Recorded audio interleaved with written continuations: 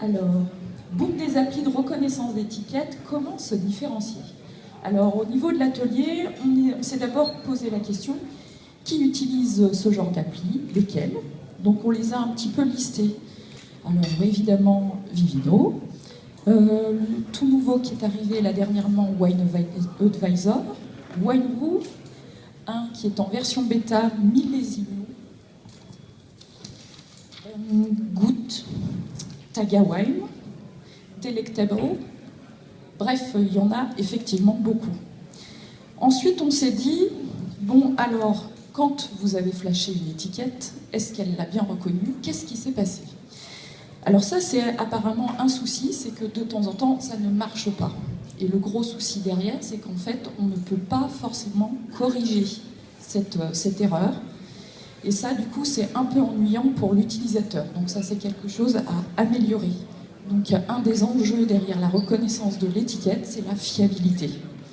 Ensuite, on s'est dit, ok, donc la reconnaissance d'image, ça marche avec derrière une grosse base de données. Très bien.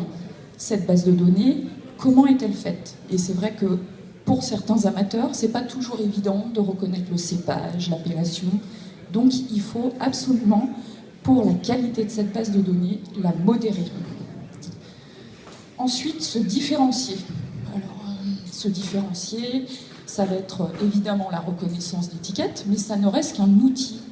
Donc ça peut être aussi géolocaliser les bouteilles, où est-ce qu'on peut les acheter, faire du m-commerce, des choses comme ça. Après, il y a aussi une approche culturelle du vin qu'on peut ressentir au travers de ces applications, au travers aussi des différents marchés. Évidemment, aux États-Unis, on n'achète pas le vin comme en France. Et après, la question de la cible, quel client, quel comportement? En gros, ce qu'il faut bien se rappeler, c'est que ces applications-là sont censées être un outil pour faciliter l'achat et la connaissance du vin auprès du consommateur. Il faut l'accompagner et être dans la simplification au maximum. C'est ça la valeur ajoutée. Merci. Merci.